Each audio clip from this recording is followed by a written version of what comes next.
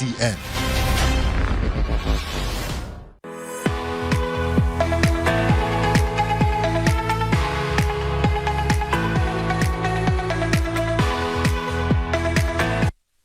Hello and welcome to our program of cost of living and tracking market prices here in Guyana. I'm Linden Davidson and I'm joined by Mr. Joel Bhagwandin. He's no stranger to television. He is a financial analyst here in Guyana. Hello, how are you doing?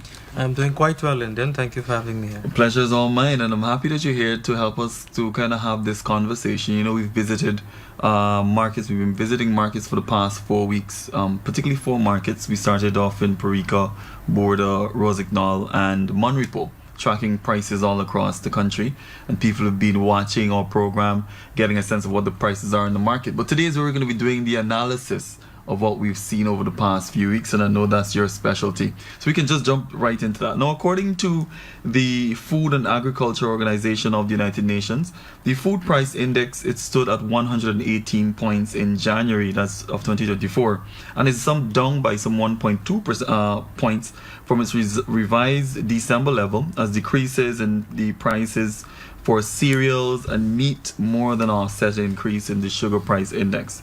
Now we're talking about an index that stood some 13.7 points, again some 10.4 points down from the corresponding year. We're reading that and we may want to know, what does that mean? What does it mean based on what we've been seeing in the markets here in Guyana, and what sort of impact that has in global prices? Thank you. Well, the index that you referenced there is an indicator. And it was developed a few decades ago by by experts, and it's really a statistical model. And in that model, there is a basket of goods. I think about 55 different commodities, and it's developed to track the movement of food prices over the years. So first, before I interpret what the number means, the basic understanding, it's a statistical model, and it's an indicator or an index, which is what an index is. Now, if you look to understand now how to interpret the number which you cited, which is 118, and it has declined, etc., there is a base year.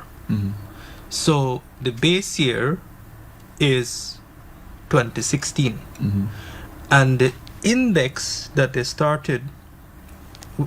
connected to the base year is 100. Right.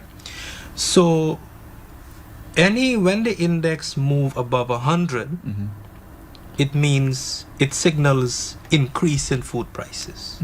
If it goes below 100, because the 100 is the base, right? That's the indicator, that's the base, and the year is 2016. If it goes below 100, it means prices are decreasing below that base point.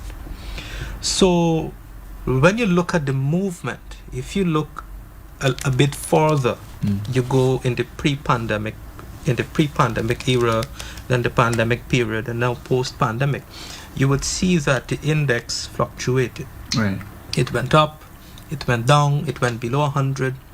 And now in the post-pandemic period, as you're referring to the most recent update, it is showing signs of decreasing.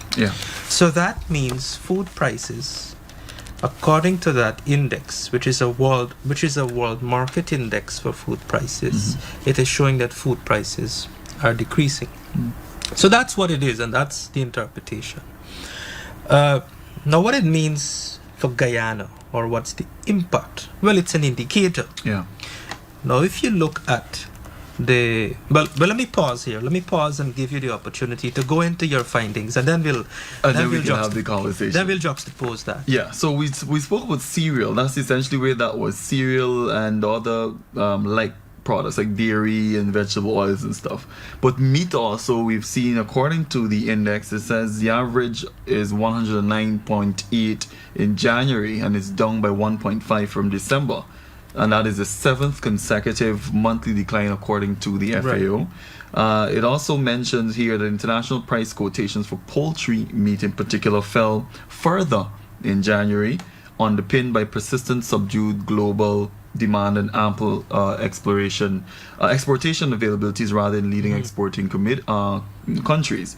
Again, in the local prices and based on what we've been seeing in the markets over the past few weeks, how does that compare to what the index is saying? So you did the survey. Mm-hmm. What have you seen from the survey? Have you seen a downward movement? Mm-hmm. Have you seen fluctuation? Yeah, well, based on what we've seen, if you look at from when we started off in week one, chicken was $500 per pound, and that was across the board in several markets except for Border and Parika. Border stood at $440, Parika stood at $400. If you look at by the end, we were done in week 3, week 4, $540 for this is Monrepo market, $500 for Rosignol, which is the same price, $440. Which is down from $480 for Border, and $460 rather for Parika is up by $60 in Parika. Good. Now you covered those are some of the main markets. You covered geography there. Now let me give some context, and I want to frame the context in a framework that covers the national discourse that we're seeing in the media, and of course by a certain section across the political spectrum. Well, let me be clear: the opposition, the political opposition. So, what is that view? The view is that there is rising cost of living. In fact, you have a strike right now, and the premise of that strike is rising cost of living. Now, when we do these analysis, and if you want to take out all of the political biases and do a proper analysis and frame it as well in the context of poverty, because when the opposition, for example, speak of rising cost of living, like, for example, the opposition leader did an extensive interview with some international news entity and spoke of the teachers' strikes, spoke of cost of living, spoke of poverty, and he referenced a number about poverty, 42%. Now these are the points being propagated and proliferated within our society. So let's have a discussion with these points, with these notions in mind. When we speak of poverty in Guyana, poverty is not something that you just think of or you manufacture numbers. The last real poverty study in Guyana that was done to really ascertain the level of poverty in this country was done since in the 70s, 80s period. Since then, there has been no other study or credible study done. That's a fact. So that's more than 3 decades. So all the talk about poverty, and when the World Bank makes an estimate on poverty, it is not based on any updated study. It is based on extrapolation using that study that was done nearly 4 decades ago, perhaps. So that's an important point for us to understand. The second thing is, well, I'll come back to poverty. I just want to make that point. Let's talk about cost of living now. Then we'll come back to poverty. Cost of living, as we know, and I've been on this television, on various programs on this television, going into the details of the phenomenon of rising cost of living. And the rising cost of living was a consequence of the pandemic period, coming out of the pandemic period, supply chain disruptions, etc. So it was a global problem, a global phenomenon. When you look at a number of countries in the world, if you go on the internet and you research countries with the highest inflation rate, you will find countries that had and still have inflation rates of over 100%, 117%, 150%, 300%. A lot of countries having 100% and more inflation. The global average inflation rate is maybe somewhere around 7% as of 2023. 6.9. Correct. Yeah. 7%. Where is our inflation rate? How does our inflation rate compare to the global average? Now, our inflation rate is below the global average. It is also below the regional average. And I want to say, because there's a lot of confusion in the media and by writers and commentators, conflating inflation rate with cost of living. Even though it is related, when you speak of cost of living and inflation, inflation is not necessarily an indicator of cost of living. Inflation measures a certain basket of commodity consumer prices. Cost of living is a different measurement. It's a different index which we don't have. We don't have a cost of living index in Guyana per se. We have a CPI and consumer price index, which is inflation. So we got to understand these nuances. What measure of cost of living there is and what inflation measures. Inflation measures consumer prices. Cost of living, you have a wider basket of goods, a wider basket of cost of living items that the CPI or consumer prices does not capture. So I want to speak to those important intricacies that often gets confused. Coming back now to our inflation, we spoke of countries having 100% and more, high double digit. That rate of inflation is not inflation, that's called hyperinflation. Right. The global average is 7%. We've established that our inflation is below the global average. Right. Ours was toasted at 4.7. Right. Yeah. The question is, how did we manage to obtain an inflation rate below the global average? Now, it didn't come about by magic, or it didn't come about as coincident. It is not coincidentally or accidental. It is as a result of deliberate policies and intervention by the government of the day. What were those policies? There were the 2020 budget immediately reversed a number of items, hundreds of items. Often the opposition asks, what are these 200 taxes that the government talks about and I talk about?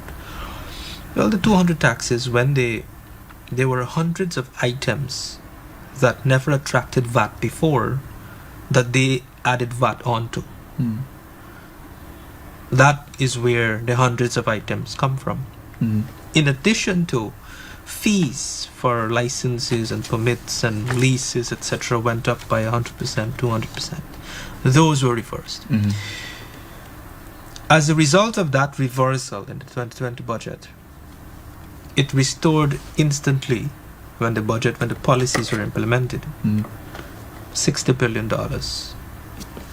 back into the pockets of household, because the increases and the addition of those taxes in the pre-2020 period by the former government resulted in additional tax collection of over 60 billion.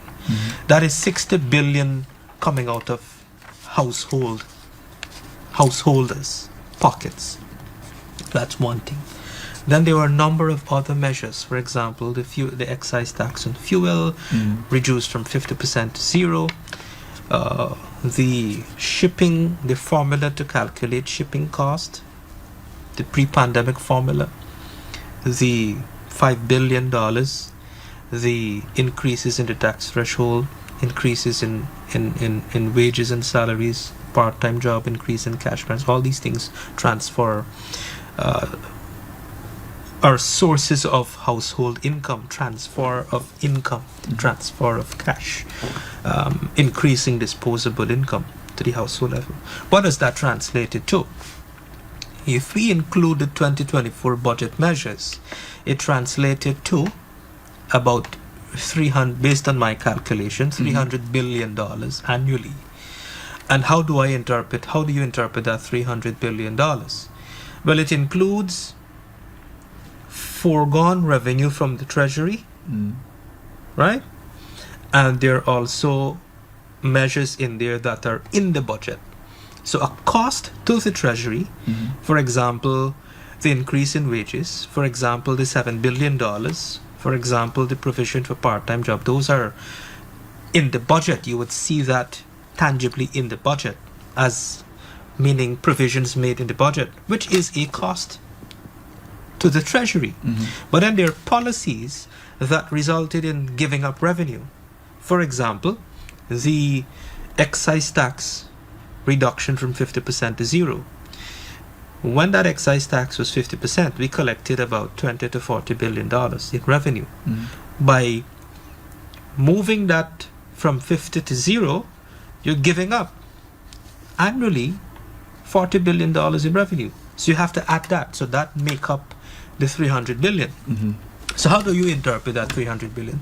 Well, that $300 billion is akin to a subsidy to every household in the country, because effectively you're subsidizing fuel at the gas station, you're subsidizing the cost, the logistical cost, or the cost of goods, the final consumption goods that hits the shelf in the supermarket.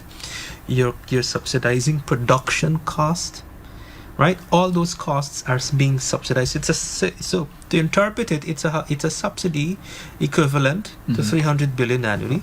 And if we have 250,000 household, that's about over $1 million per household per annum in a subsidy, albeit indirectly. But that's the interpretation. That's how we were able to achieve an inflation rate of below the global average.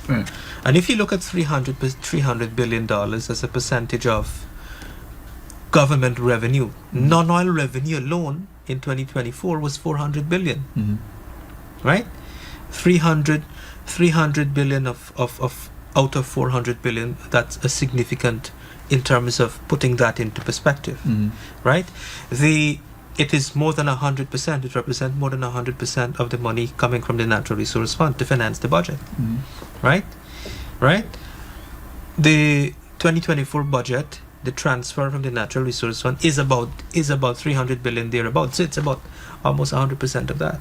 So that's how you look at it, putting it into perspective. Yeah. Right. So you referenced poverty, and you started to create a baseline, so to speak, of where we are in Guyana as relates to that, and establishing that the last survey was done since in the 70s.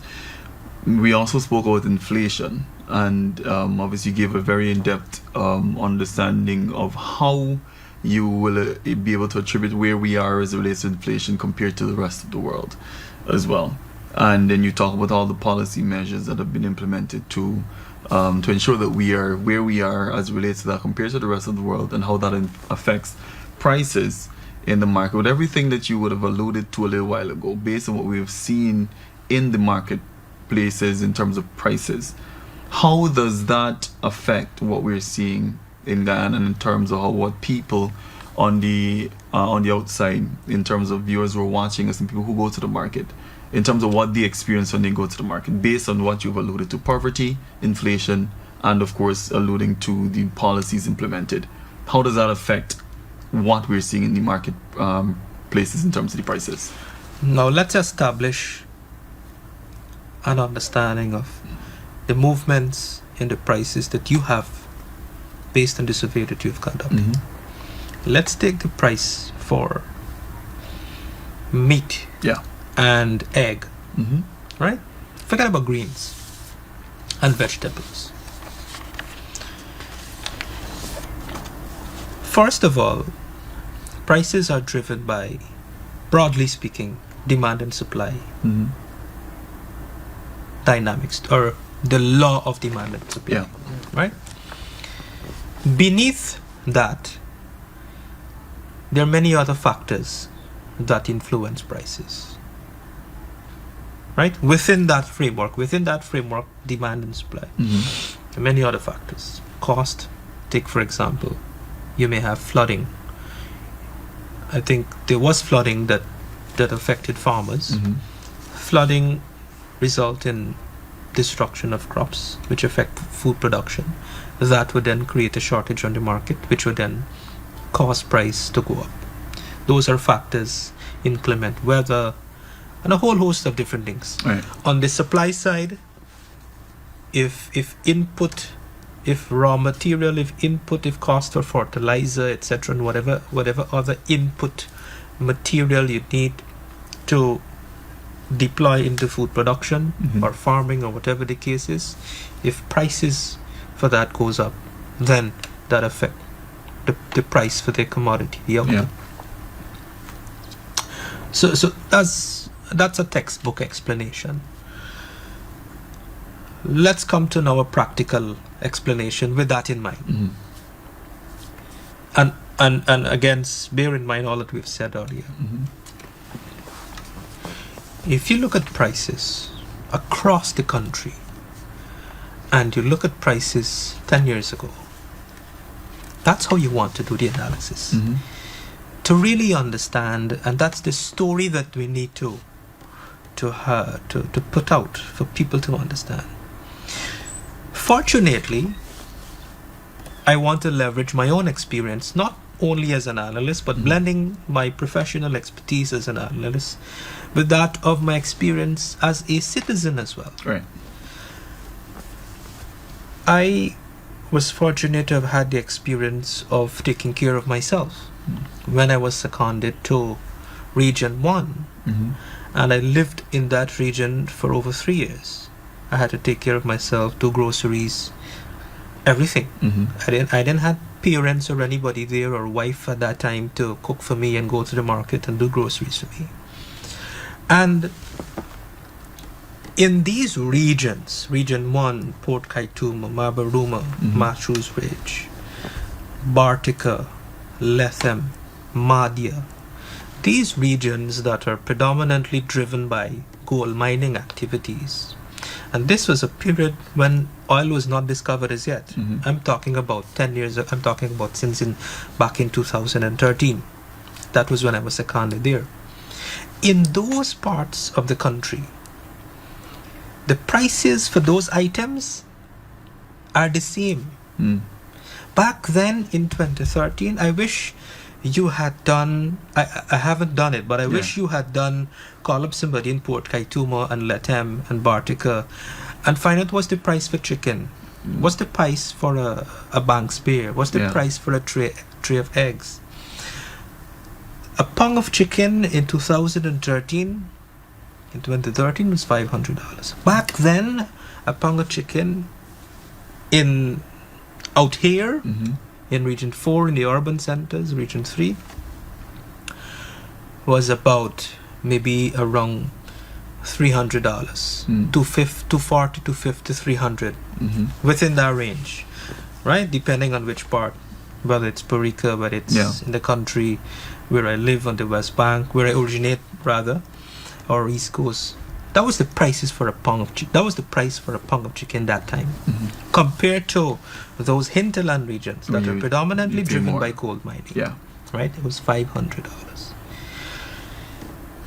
Today, the price is the same as what it is in those regions. So it would be good to know if the prices are the same today or if it's now $1,000. Yeah. The question is why? Why was the price in those regions $500 compared to $300 out here? Now there's several explanations. One, there's a cost factor, because the cost to get goods up there, for example, Northwest, you got to go on the boat. Now if it goes on the boat, it's cheaper, but it takes a couple of days to get there. Well, now you have the boat, the new boat that reduces the time. Right. But back then, I think the boat took at least 2 days or something thereabout to get up there. Nonetheless, the boat was cheaper. Right. Of course, if you have perishables, you can't use the boat, you gotta use the plane. Right. So the cost using the plane would be more. But apart from the cost to get the goods up there, that was not the only driver for the high cost. Right. The driver for the high cost was also equally driven by the fact it's a gold mining town. Yes. It's a gold mining region.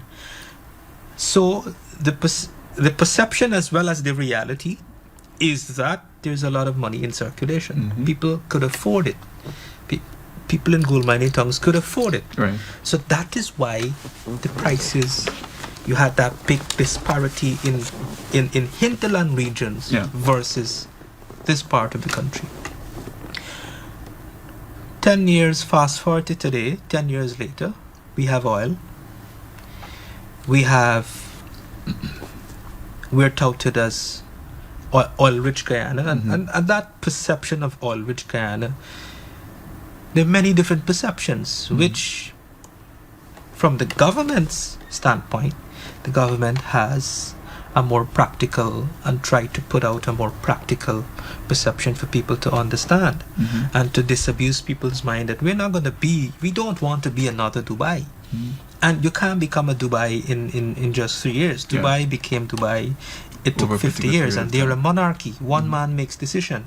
Here we have a political environment to maneuver. You have parliament, the National Assembly. It takes, sometimes you need in some cases the formula is where, take for example the appointment for certain positions, you need both parties to have a 2/3 approval in the National Assembly. In some instances you need opposition leader and president to agree.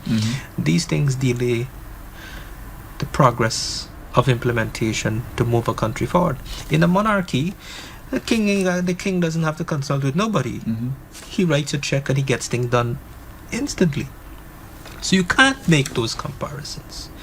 So the point I'm trying to make here is that because we are now producing oil, there is that expectation.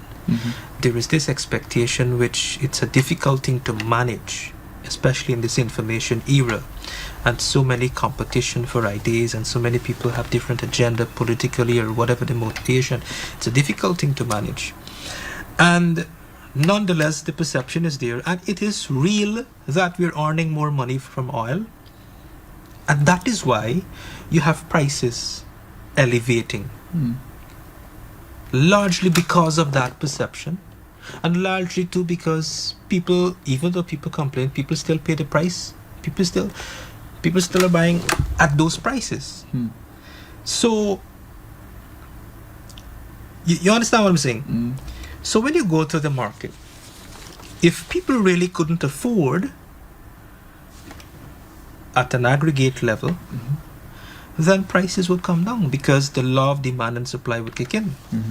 If people can't afford, if people can't afford to buy chicken at $500 a pound across the country, then they won't buy it.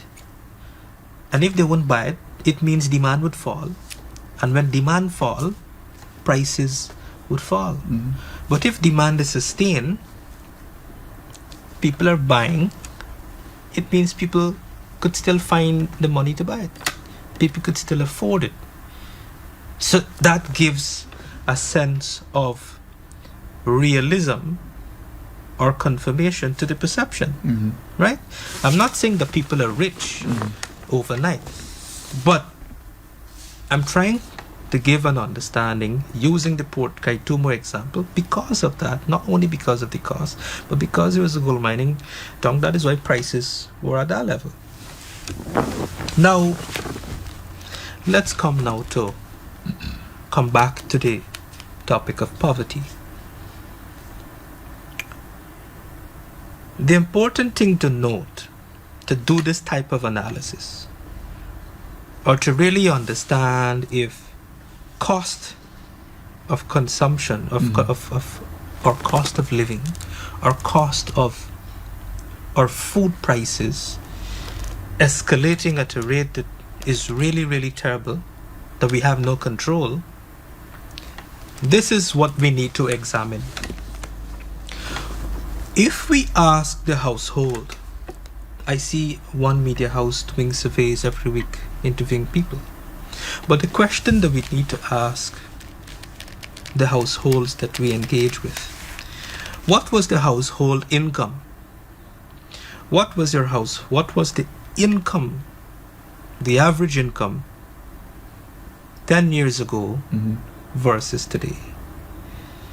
Now, if we use the Port Kaitumer example with prices, or let's say prices were about $340 or $300 rather per pound, that's less than 100% increase in 10 years if prices are now $500 a pound.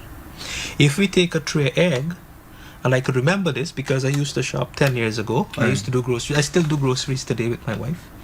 A tray of egg 10 years ago was about $700-800. Right. Now it's about $1,500. Almost doubled. So we could say using these two items, eggs and chicken, in 10 years, the price for chicken or the price for meat increased by less than 100% because it was 300 then. The price for egg doubled. The price for egg doubled. The question now is, what was the average income per household 10 years ago? How has income moved 10 years ago to today, from then to now? And the answer is 5 times. How did I come up with 5 times? So let me explain this. There are different sources of household income. One, the main source of household income for the average family is from their salary, wages that they earn as an employee. A household would have pensioners, people who retire, parents, grandparents. They earn a pension, that's another source of income. The cash grant for school children, a household would have children, that's another source of income. These are government government spending that translate to household income in addition to your wages that you earn. So forget about all these other sources that I just mentioned, a few examples, and just only on the basis of income. Now you could calculate the taxes paid by, and of course you have, now that income tax threshold has gone up to 100,000. Yeah. So you have maybe about, based on my estimate, about 10,000 people, about 10,000 persons who would be, it could be more, that's a conservative number, who would be below the tax threshold, which means that segment of the workforce are not paying taxes. So exclude those persons. Right. And just on the basis alone of personal income taxes, because that is reported, we have that number.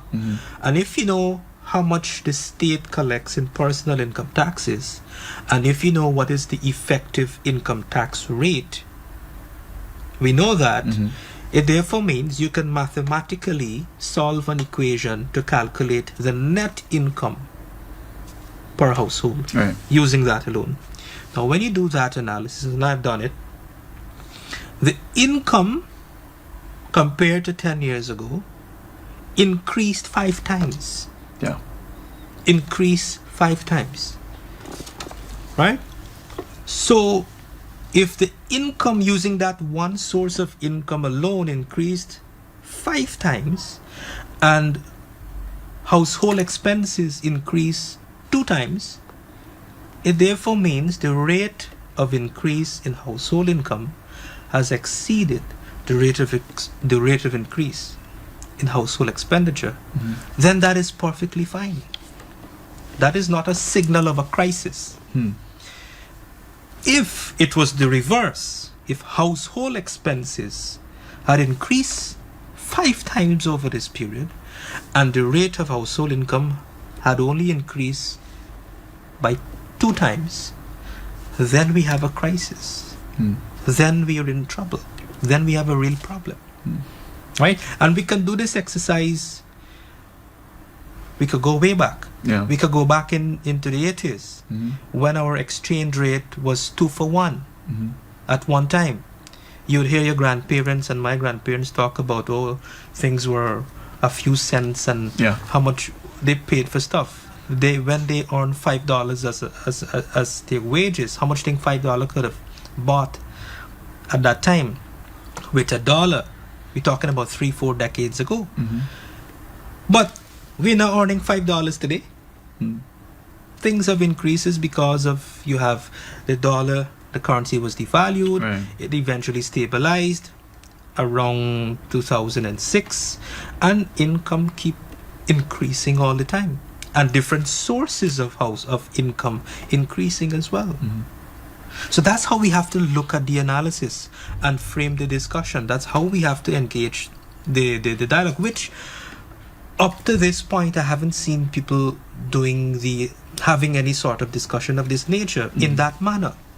Look at how household ask those people how household income has moved. What was your income 10 years ago compared to today? Yeah. Now, having said that, I want to now come to poverty, because I want to make an important point there on poverty.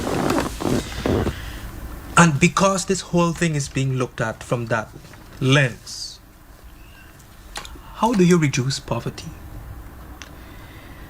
The World Bank in the 90s, after we had a National Development Strategy 1996, after that, a few years thereafter, we developed a poverty reduction strategy. That was in the 2000s, the early 2000s, with the support from the World Bank. The World Bank helped us to craft that strategy. Now, what does that? It would be interesting to know how you reduce poverty. Now, you could go.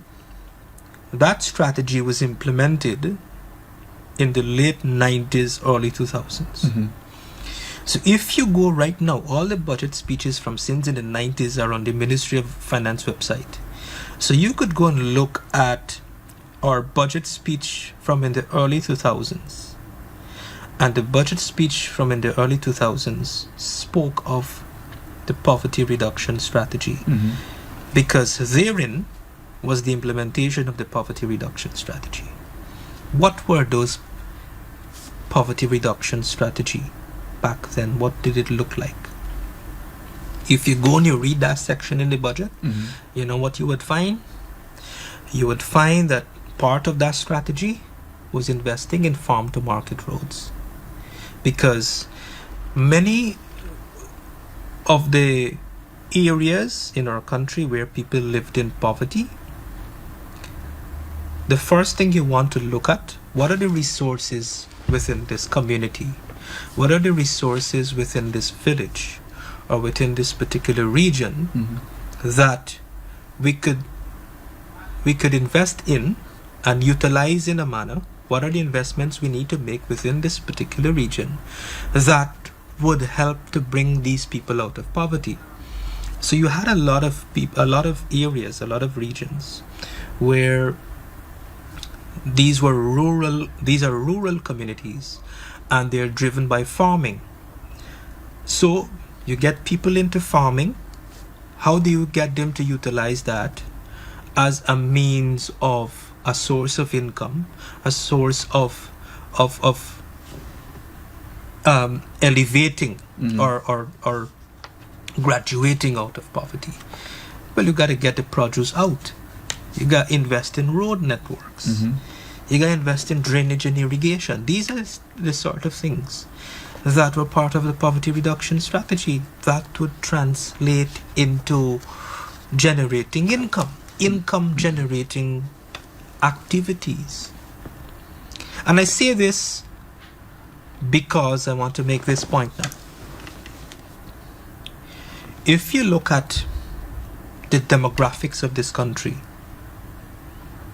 the demographic of the population, we could safely say about 70 to 80% of the population are in rural regions. People who live in rural regions, rural communities, they have more land. They have more land space. Mm-hmm. People who live in the urban centers, in the city, they don't have so much land space. And the small amount of land space that they have within their yard, they may get no all over concrete. Yeah. So if people can't afford, so prices high, and what do? If you can't afford prices at the market for greens and vegetables, you could plant. If you're spending let's say $10,000 a week, let's say $30,000 a month, Mm-hmm. if you annualize that, it's nearly $400,000 a year. $360,000, nearly $400,000 a year on greens and vegetables. If you have to spend that amount of money at the market and you're saying, oh, prices keep increasing, I can't afford it. Mm-hmm. Well then, and if you're saying that most of those people are living in poverty, in poverty, or I really don't want to use the word poverty, but I'm using it because it is how it is in the framed context of what, in a national discourse. I would say low-income families. If low-income families can't afford the rising prices, what's stopping them from planting? If 80% of the population have a shift in that mindset, or let's say 70% of the population in these communities leverage the resources that they have and start to plant their own produce in their yard, right? They would save nearly $400,000 a year. Multiply $400,000 a year by at least 100,000 households, Mm-hmm. or 200,000 households. What that would translate to at the aggregate level for the country, right? This is what poverty reduction is about. This is why I referenced the poverty reduction strategy, and explain to you what that strategy entailed. It entailed initiatives like that. I can give you another example. I worked in the banking sector. As a banker, you have people who went bankrupt as a result of multiple things, various factors. People were unable to service their loan, hence the loan went non-performing. That effectively means you're bankrupt. Mm-hmm. If you're not servicing your loan as a result of losing income or losing a job, or if you had a business, the business, things went bad, you can't service your loan. Now, for the household, for the person with the loan, they're bankrupt because they stand to lose their property, which is used to secure the loan. Right. How do you help those people to come out of that? What does the banker do? The bankers try to work with those people to come out of that situation. That might entail restructuring the loan. That's a process. So you look at what they have. When you go and you visit them, they have assets in their yard that they're not using. You have people who are bankrupt. They have a car. Why don't you put a car to work? Bring in a source of income? No, they don't want to put a car. You have other resources. You have land at the back. You have a tractor park up there. You're using it. Sell it. Liquidate it. No, me want to do that. I'm giving you real examples from leveraging my own experience as a professional working in these various sectors, because I don't want the viewers to say, oh, this boy talking story, what we talking about. I'm giving you real experience as a banker, how we work with those people to get them out of bankruptcy. The first thing you look at, what assets do you have that can be liquidated? How could we get you to come out of this so that you don't have to lose your property? We would work with you to help you to restructure your loan, but we got to work with you to help you to start to generate more income. So the first thing is look at assets that you could liquidate when you visit them. Look at how they could restructure their business. Help them to re-strategize as part of restructuring that loan, to give them more money to get more stocks in. But they have to learn from what mistakes they made. Right? So these are the things that I think are missing when we talk about cost of living right now, the discourse that is happening in the country. It's being done in a way that does not consider all these variables. But this is how I want the viewers to think and reflect, okay? If you're paying more, then how much were you earning 10 years ago? What's your household expenses now? Yeah. So you alluded to a number of things, and particularly you spoke about policies. You spoke about the poverty reduction strategy, things like farm to market roads, which should have an impact on prices for commodities. Further, it makes it easier for farmers to get their produce out from field to market, so to speak. You alluded to the exemption in terms of taxes and fuel, which has gone down to zero basically, and that allows for because fuel is so important for production, it should have an impact on the prices on the shelves based on what is produced. Viewers may be wondering, well, with all of the things that you've mentioned, how do you ensure that those things transcend into real effects for prices in the market, to ensure that the prices, because the production costs went down, then obviously the prices are going to come down. I'm talking about price control, because that may be a challenge for people. You may say, how do we control our prices here in Guyana? Well, price control is something that we got to be careful of. We're a market economy. Mm-hmm. In a different type of economic system, which we were at one time in our history, price control is not something that, as a policy, that the government would pursue. Mm. Because it has a lot of adverse repercussions. It is not consistent with a market economy. Mm. It runs counter to that, or it is inconsistent with that, with the type of economy that we have.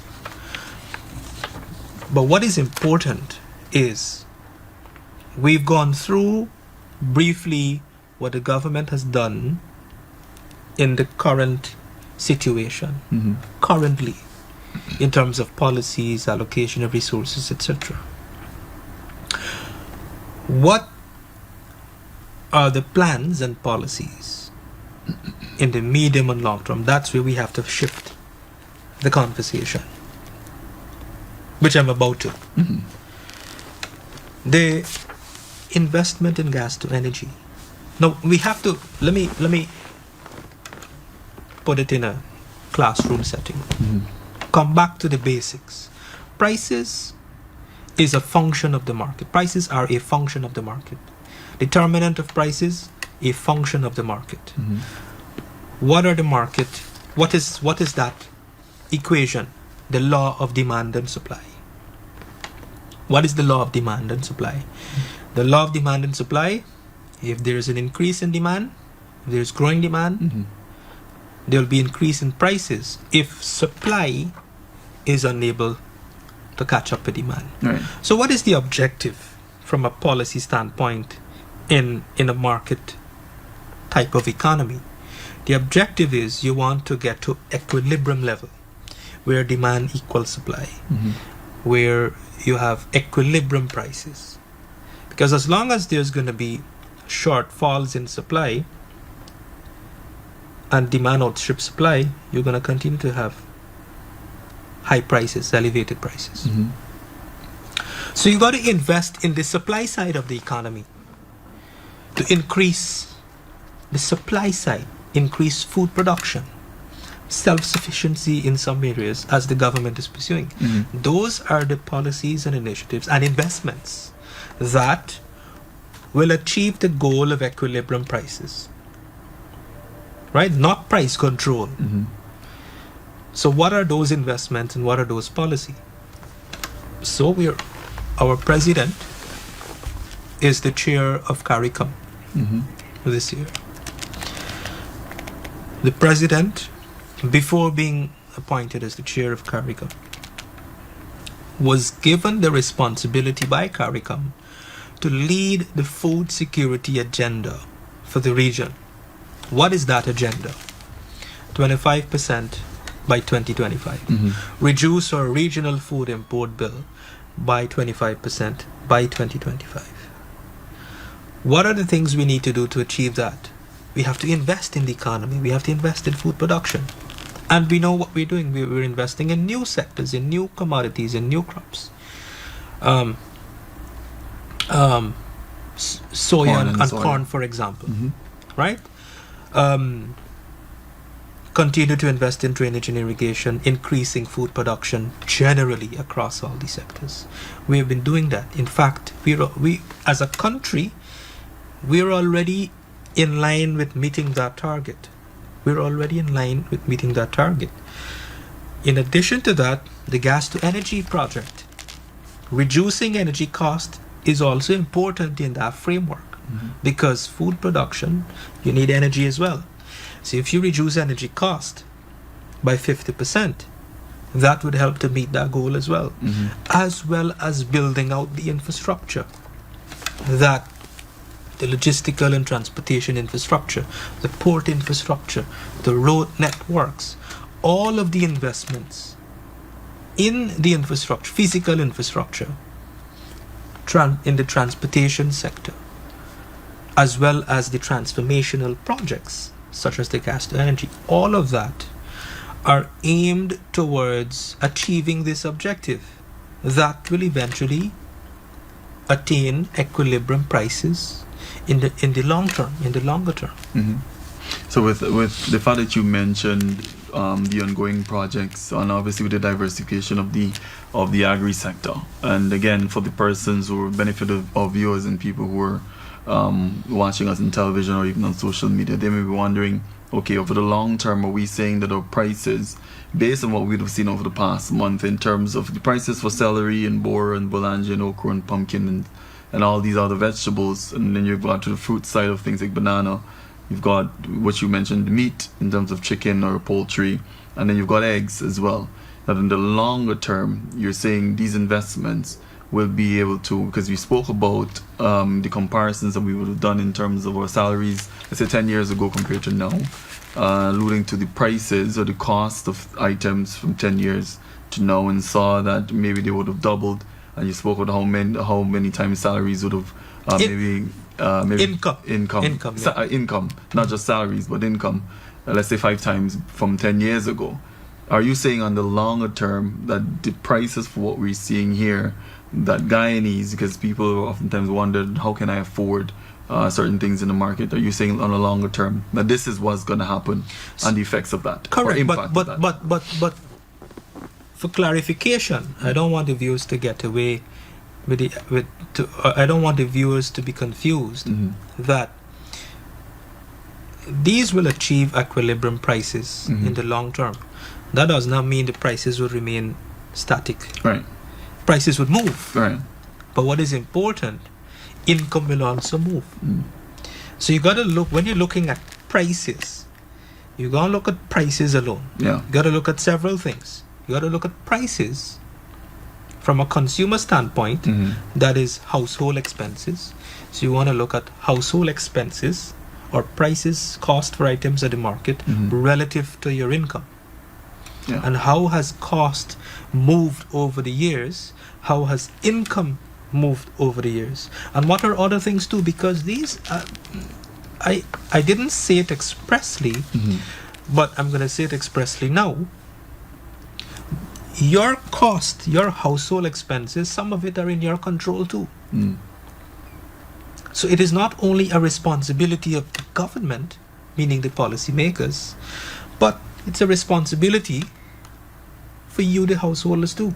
And I just give you an example. And I can give you a relatable example. My relatives living in the US. In the US, you don't have a lot of land space, space in your yard. Most of it is concrete. My brother in the US, in the summer period, he has a kitchen garden at the back of his yard. Very small, like this, from here to there, exactly the same size. Right. And the amount of things that he plants in that small space, right? He's saving a lot of market. In addition, he's getting fresh stuff from his yard. He's saving a lot of money at the supermarket. Now, when you annualize that, we have fresh everything here. We have the land. We're not using our resources. So when we think of all these things, if you're thinking of at a individual level, a household level, it's not only what the government is doing, but how are you making use of what the government is doing to enhance your own quality of life? How much resources do you have at your disposal that you're not using? The land space that you have in your yard that is not cultivated, that is an asset, that is a resource that you could use to improve the quality of your life, to save money in your pocket, but you're not using it. And I'm giving you relatable examples. You understand? I have relatives who have far more land than I do where I live. I'm living in a renting home.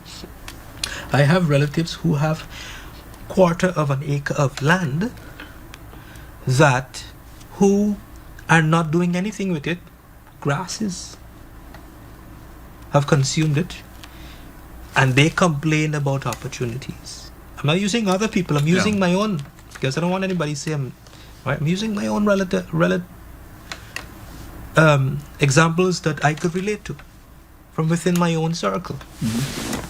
So, as we wrap this up, and based on the prices that we've seen over the past few weeks, persons may be wondering, given everything we mentioned in terms of inflation as well, here in Guyana, inflation around the world, because Guyana is not exempt from what's happening overseas, in terms of all the different changes and volatility in terms of shocks and all that, so global shocks. Given what we'd have seen in terms of the trajectory of some of the items, can we expect that items will continue to decrease based on the FAO, or will we expect that based on the trend that some of the items will decrease? The FAO index, that's an indicator. Using that indicator, and the government continue to maintain those policies, right? That is helping in a major way. That $300 billion that I explained, how we arrive at that $300 billion as a result of government policies, allocation of resources, etc. That is helping in the short term, in the immediate term. That's how we are able to manage an inflation rate below the global and regional average. So we can expect government would maintain that, and they would maintain that until we get these other projects. We start to actually tap into the benefit at the household level. When the gas to energy project is implemented, when we build out some of these major infrastructures that would help to reduce cost of production, cost of goods. So yes, certainly those are the things that would help to achieve that. Based on the trajectory that we're on, I don't expect prices to be elevated to an extent that would signal a crisis. I don't want to say to an extent that people can't afford.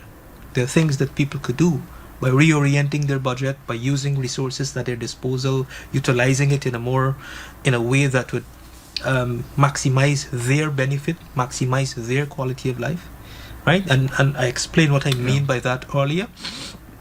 But we are not in a crisis point. We're not in a crisis point. Prices have increased modestly. Prices are at a certain level. They've stabilized based on the survey you've done. They've stabilized. There is no signal that it is going up. There's no signal that the price for chicken is going to reach $1,000, double in a short span of time. There's no signal of that. There's no indication of that. The price for a tray of egg doubled in a 10 years period.